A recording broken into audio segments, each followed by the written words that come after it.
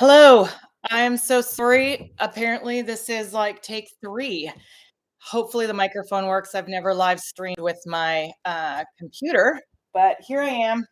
And apparently, I thought I'd rejoined and got the live stream working in my last take, and it was none of the sound came through. So, if you're one of crazy enough, a lot of people were looking for this because it got so screwed up. I hope you'll see this alert and try again. So, first of all, I'm sorry if I wasted 5 minutes of your day. I'm sorry if wasted like an hour.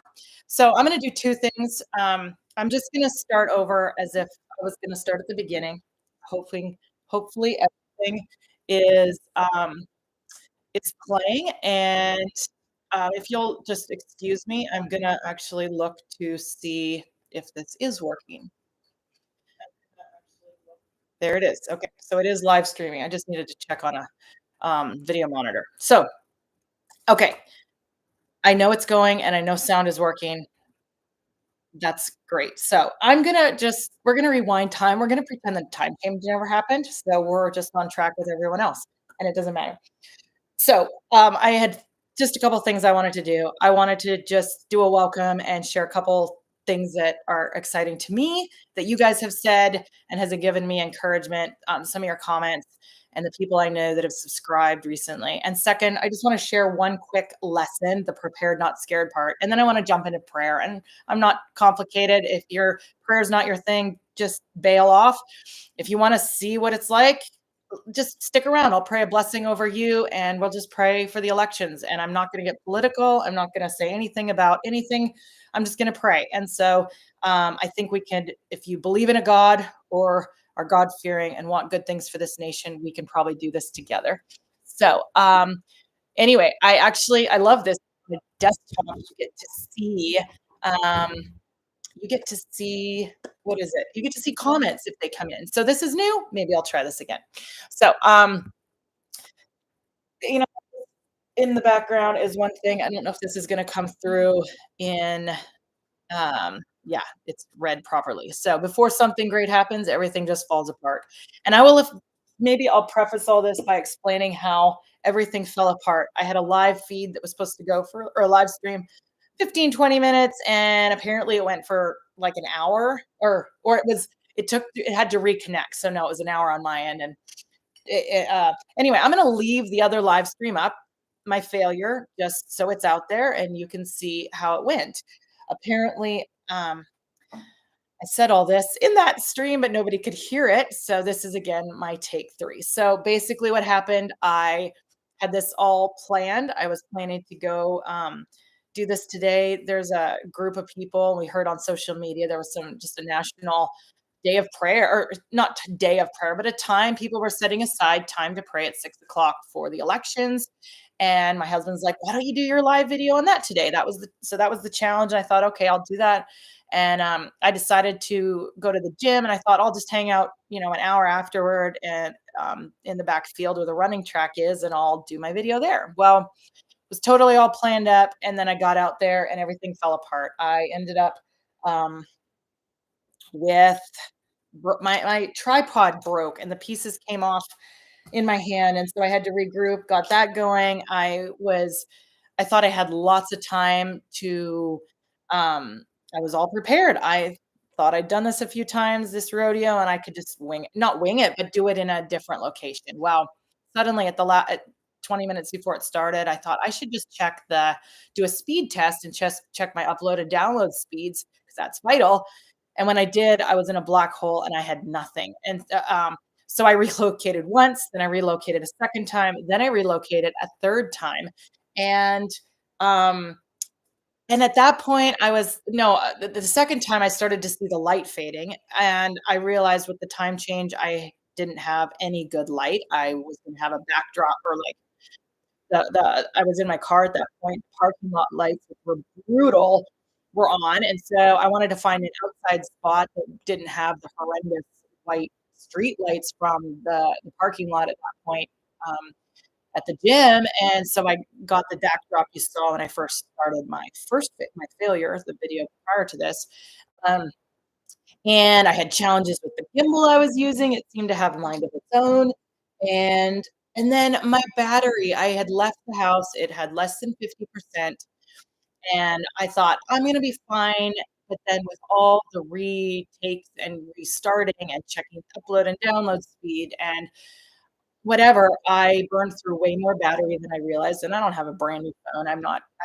to me, that doesn't matter, being that cutting edge, but I have a nice iPhone, I love it, and anyway, the crappy situation was I'm suddenly into the video and realized, like, "Okay, I'm 4 or 5 minutes in, I'm gonna be lucky if I get 10 minutes on," and it but apparently it drains a lot faster with the upload all this, so I thought I had another 5 minutes and it cut out, I think 4 minutes into my video or less, I don't know what it was, you can go look, you can see my failure, but, so I drove home, I thought, "I'm gonna courageously get back on here and do a second take," and then I get back and get my phone charged and jump on and realize I can't create a new live stream, it's the same, um this other one is still going. And so I jumped back into it. Meanwhile, I discovered the video feed was some bizarre reason was micro.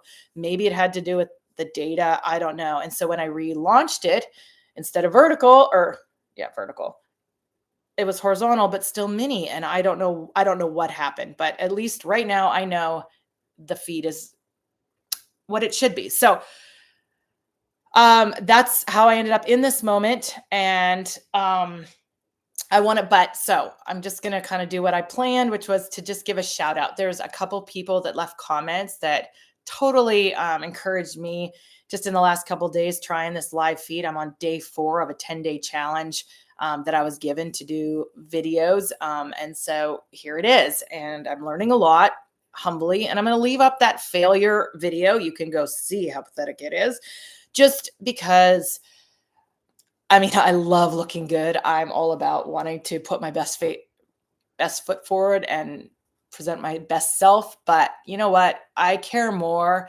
that you are encouraged in your to go through failure to succeed. And I guess this is one way I can simply do it and kind of like just say, hey, this is me failing real time, trying to get better, trying to take things to the next level in my own life and our businesses and my heart to make an impact. And so we want to hide our failure usually and kind of cover it over. And I've done my share of doing that. But today in this moment, um, I'm gonna leave it out for the world to see. So maybe it'll encourage somebody to just see how crappy that worked and how you got to just keep moving past that. So anyway, a couple people. There was a great comment. I don't know how to say this name, but it's like LVXXVIII. I know it's Roman numerals, but I can't remember what number that would be off the top of my head. Anyway, that plus Lavoy, and I think you go by Prince Lavoy. And I just want to say thank you. You left an amazing comment. You said, "Thank you so much for this amazing video. It's exactly what I needed to see. It's so easy to give up on your dreams, but this inspired me to keep pushing forward." And oh my gosh, I think this guy's got like 2 million subscribers or something. So I was so honored that he found my little channel and decided to not only watch, but leave a comment. And so whoever that is, go see what their channel is about. Maybe encourage them and subscribe. But you know, it's easy to again look at you know, appearances are deceiving and nothing, I don't know anything about this individual, but we can look at somebody by subscribers, we can look at their house, we can look at their car, their business, or the clothes they wear, and people can look like they've got it together. But I don't know that I have ever met somebody that did not need encouragement. And so if there is one theme of this channel, it is encouragement. That's the number one theme. And the second thing is I'm here to challenge you, and I hope to challenge you when it comes to doing business, doing around your finances, money, how you think about money, and how that connects spiritually, because money is spiritual, and I believe God has I believe God created the ability for us to create wealth. And I want to help you create wealth and to go to the next level. And it's not just so you can have a bigger car or a better house. That'll be a nice byproduct and feel safer and more secure and have what you need and be able to take care of your friends and family. But it's to make an impact and make a difference. And I'm all about radical generosity. My husband and I are one of our biggest um, one of our things we committed to when we got married was that we'd heard of Christians. Well, not heard of. I mean, I've been a Christian most of my life, but there's a the word tithing is a kind of a very Christian or Judeo-Christian word, which really means to just give a tenth of what you have to God. And without going into the semantics of anything else about it, we just taught we came up with this idea that we wanted to do a reverse tithe. We wanted to live on 10% and give God 90%. We wanted to and we just want to give millions of dollars away. And my heart, I decided the reason I'm starting this channel is so that I can help 100 people give $1 million away. That's what I want. And maybe that will go to 1,000 people. We'll see what happens. But I shared it early on. One of my dreams, I mean, it sounds so asinine almost to even say it out loud. I've only ever said this out loud a couple times. And that is that I remember being 19 years old and telling a good family friend that I wanted to give $1 billion away at some point in my life. And, I did the math and I'm like, you know what, maybe I would like to do that. But even if I cannot give $1 billion away, if I can help 1,000 people give 1 million, that's 1 billion. So I'd have a part in playing that. So excuse me. Anyway, thank you, Prince Lavoy. And then Libby 3111, she wrote a really sweet comment. She just said, my first goal is to get out of survival mode. Then I want to build, then I want to thrive. And so just a shout out to her, and hope that this will continue to be encouragement for her in everything that she is facing. And so the reason I did this video, I don't want it to prolong it too much here. I'll just give you the 5-minute little or less snippet of the whole prepared, not scared phrase, why I used it. I listened to when I was first kind of digging into financial stuff, I came across Robert Kiyosaki's book, Rich Dad, Poor Dad. And so I devoured that along with another number of other books that he wrote and other authors at that point in my early 20s. And one of the things somewhere he said, it might have been in a seminar, I don't know if it was ever written in a book or what, but he said something to the effect that if you want to build wealth, you have to have a plan for basically survival or poverty. You have to have a plan to live in the middle class, live comfortably. Or this is my translation. So a plan to kind of survive, a plan for comfort, and a plan for wealth. And at the time I thought I was all that. And I'm like, I'm just gonna skip to the wealth part. And so I made my plan to build wealth and then completely fell on my face multiple times in that journey. And so let me just have a sip here.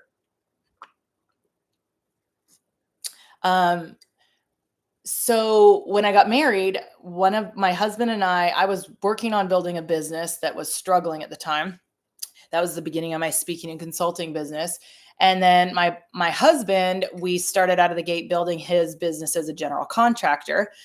And it was a startup. Well, startups are hard. You do that in a town you don't know anyone, which he had just moved to a brand new town. And then you do that in an economic recession. He'd come through the '08 recession and lost basically everything and was getting back on his feet. And so, it was just a trifecta. You put those three things together and it's like the perfect storm. And so those first few years of marriage were harder than I can even put into words right now, and I'm not even going to try, but we were on fumes upon fumes. And then we got pregnant out of the gate. Yay, one of the best things that ever happened to us, but it was the hardest thing in the moment. And so when we continued to struggle after our son was born the next year, we decided we needed to figure something out financially. Now, we were so committed to entrepreneurship and business because we really believed the long run that was being the head and not the tail. And so we were so committed that if we had to live in our vehicle, we would live in our vehicle in order to do what we needed to do to get our businesses off the ground. Thank God it never came to that, but it almost did, it seemed like. And so we got a third business started. At that point, we started our food cart and catering business.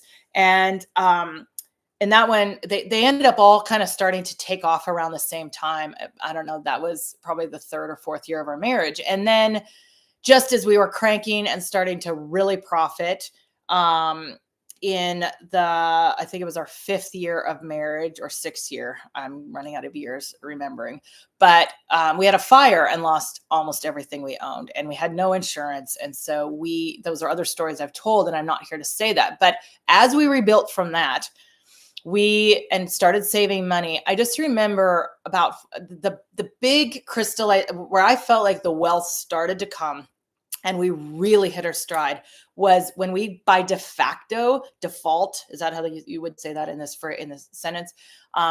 We came up with a survival plan, and it was almost imposed on us because it was around the time of COVID. We had been saving and saving, doing a whole bunch of stuff. We had a lot of money in the bank.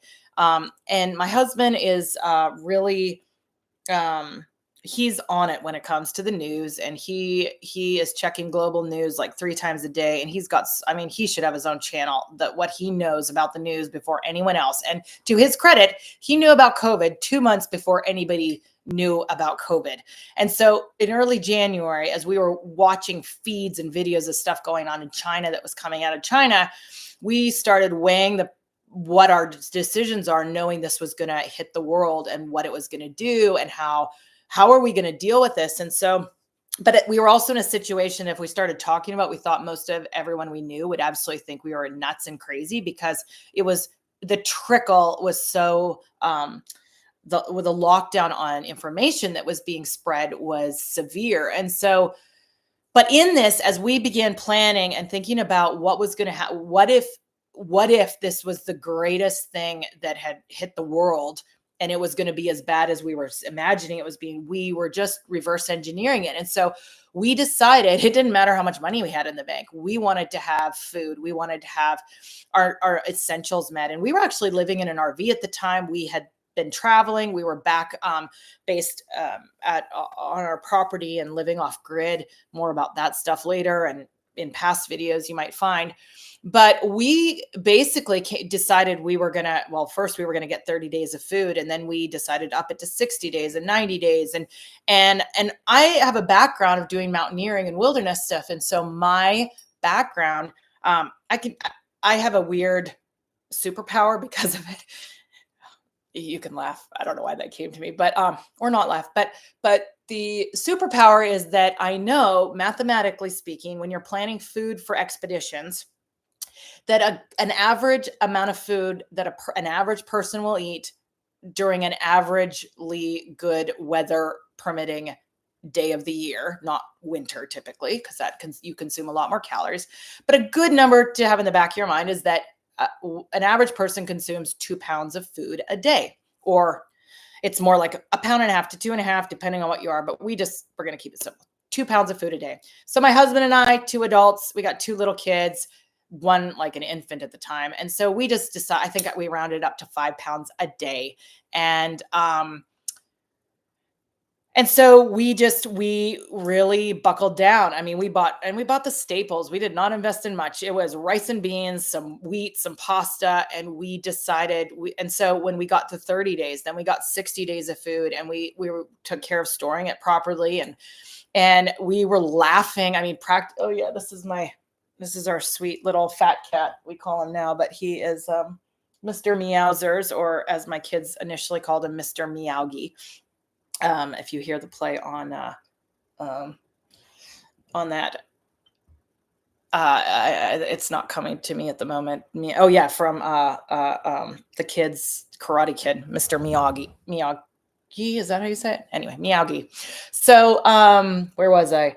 Silly story. So anyway, we are in COVID. My husband and I are packing this food, and you should have seen it. It was insanity. I mean, we must have had 10 or 20 5-gallon buckets. And we had suddenly joined the Prepper Nation world, or Prepper Survival group. And we were vacuum packing food into bags. And then we had to find a place to store it, because we were in our RV, and we secured all that. But I mean, so yeah, we were laughing at ourselves. And at the same time, we're going, oh my God, is this the end of the world as we know it?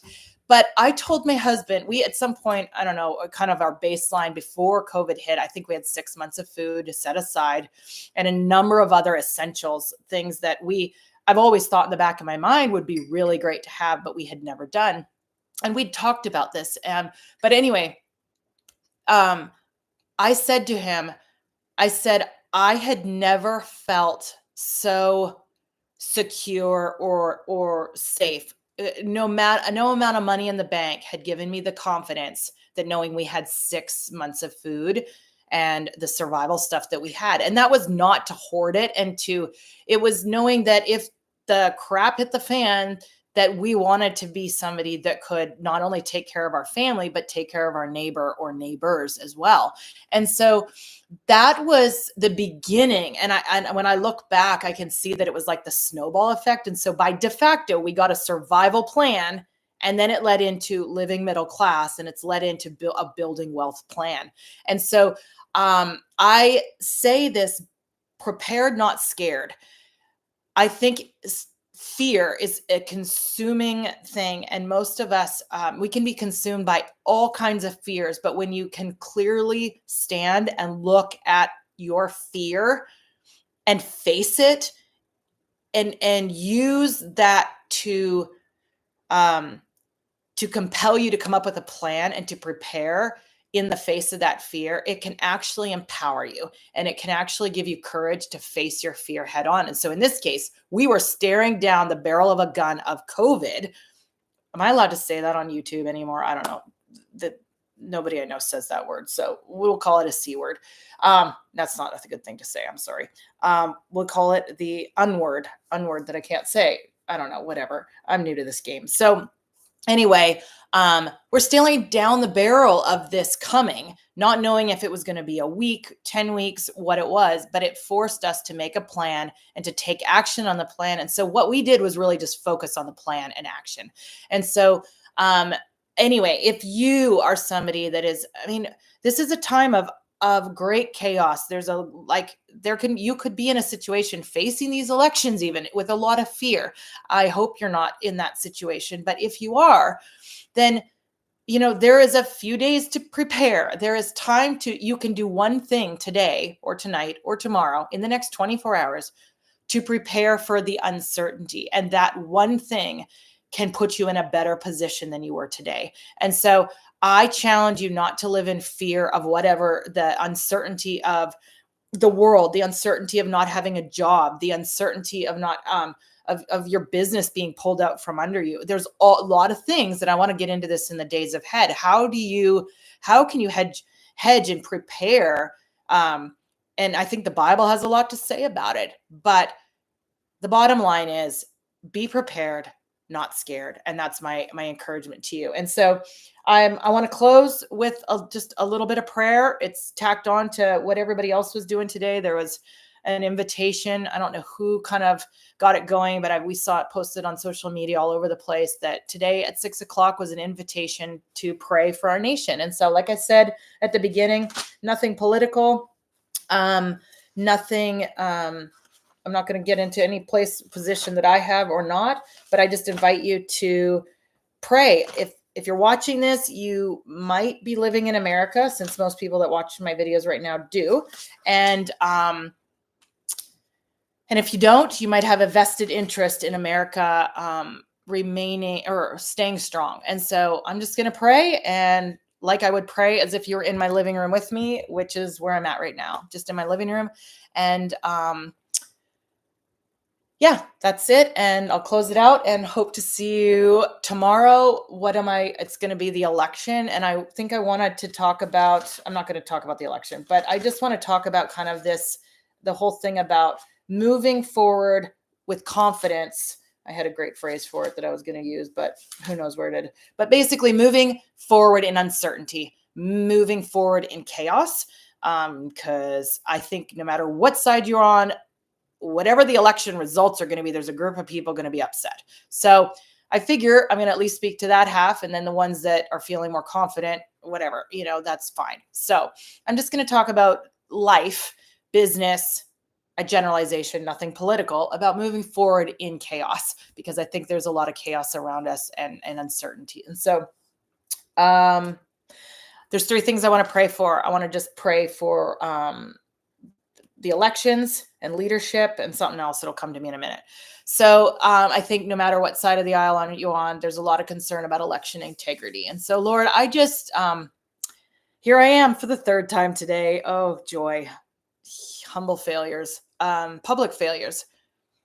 Whoever is watching, I know there's a few people on right now live. Thank you. What a gift these few people are, and those that are going to watch this belatedly. We together pray for this nation. We pray that you would cover America during this time. I just pray for two things: for your justice and for your truth during these elections. I have been praying for months, Lord. Oh, forgive me. I have an alarm going off. 1 second.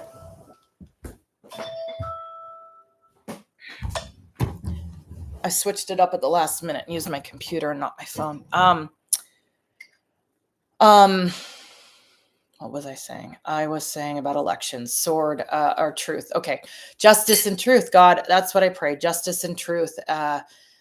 There's fears that that things are, that we can't trust this process. And so, Lord, I've just been praying for months that anything hidden would be brought to light, anything in darkness would be revealed, and any lies would be exposed. And so I just continue to pray that, God, that whether there's just a small fraction of that would be exposed, or it would be larger, whatever it is, God, that you would just bring it to light through these elections. And that, God, that any fears that we have right now about election integrity would be dealt with, and that moving forward, America, that we would be able to confidently trust the election process in whatever way that is and whatever that involves. Maybe this is a shaking to bring us back, strip us back to our foundation and what is most important. And the pivotal things, the important things that we build on. Lord, I also just pray for the leaders of this nation. I am privileged to now be like one person removed from the local mayor. And Lord, I just think of not only presidents and governors, or not presidents, but the president, the people in the highest offices of our nation, the vice president, the governors in the Senate and the House of Representatives.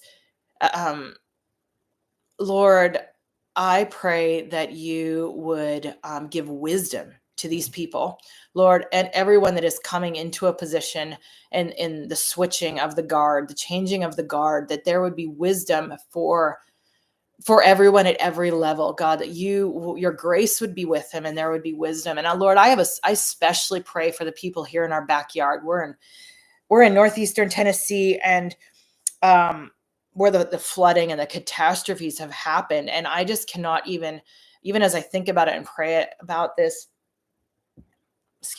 I can't even imagine the weight of the people here and in Western North Carolina that have been dealing with these disasters and carrying the weight of having been devastated personally, and seeing their families and friends devastated and their communities devastated, and needing to rise to the position to lead and still be in a position of leadership at the time, or in this time. And so, God, I pray especially for anyone coming into this in the middle of this turmoil, and those that are leaving, the changing of the guard, and those that stay through. But for people that are in the leaders in chaos, and maybe there's chaos all over this nation, places that it's not outwardly like what Hurricane Helene did in the destruction here around us, but there's personal destruction in different people's lives. But God, I just pray that you would order their steps, that you would surround them with support and encouragement,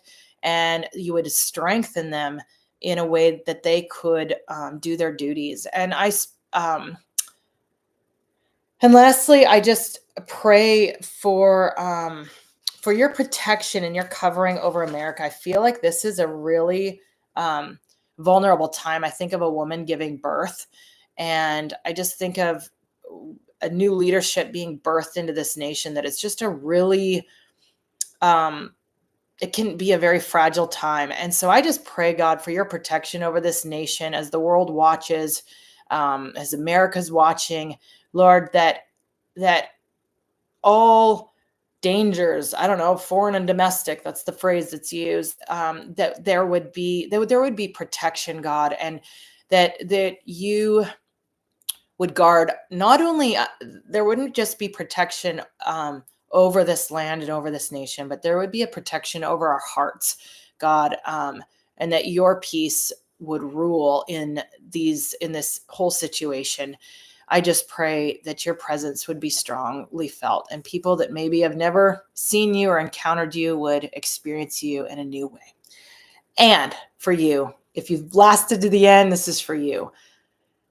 If you're here, I'm so excited, and I believe that you're going to find encouragement here that you will not find anywhere else. That if you that there is a special blessing on this channel. I prayed it in my last video that wasn't on air, but this channel is dedicated in the silence of the last video that's left.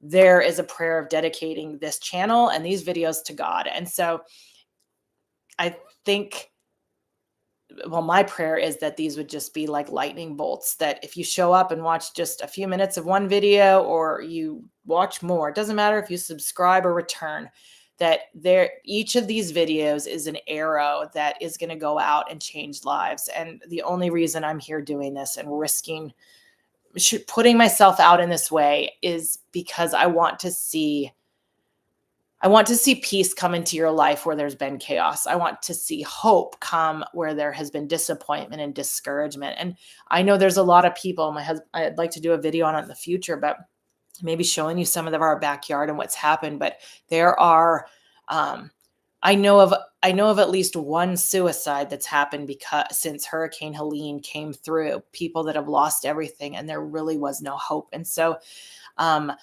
going to talk tomorrow about just moving forward in the midst of chaos, but I'd also like to do a couple videos just to encourage those that are facing destruction in their own lives. How can you move forward when there is nothing? And I am not speaking, I don't give that hope from a shallow place. My husband and I have both been in really, really tough places, and we can speak from deep personal conviction, but also seeing God come through. And so I know even today I was messaged, someone that's been watching this channel had a major, they had the rug pulled out from under them, and they were doing what was right. And they've been rebuilding and picking up some pieces where they had failed and made big mistakes, and they were paying for them. But, there was some other legalities in the system that caught up with them, and they are dealing with the repercussions of it, and they feel like they've just fell on their face again and they're starting all over. And so, I don't know who you are, but from the highest, wealthiest person to the lowest place, this is a channel that is here to give you hope and encouragement and to see God move and intervene. And so if you need a breakthrough in your finances, or you have had breakthrough and you want to take it to the next level and make a difference, this is the place. And I hope to see you again. I'll throw up that new time for tomorrow's live video, and I'm going to hit my number 5 of 10 live videos, my little goal, and who knows, maybe we'll keep going. So thank you so much for joining me. I appreciate you. And this is just breakthrough for me. So you're helping me go to the next level in business and life, and hopefully I can help you. And really, this is just a chance to do it together and take ground together. So peace, joy, and love from this corner of the world, from Mr. Meowsers and me.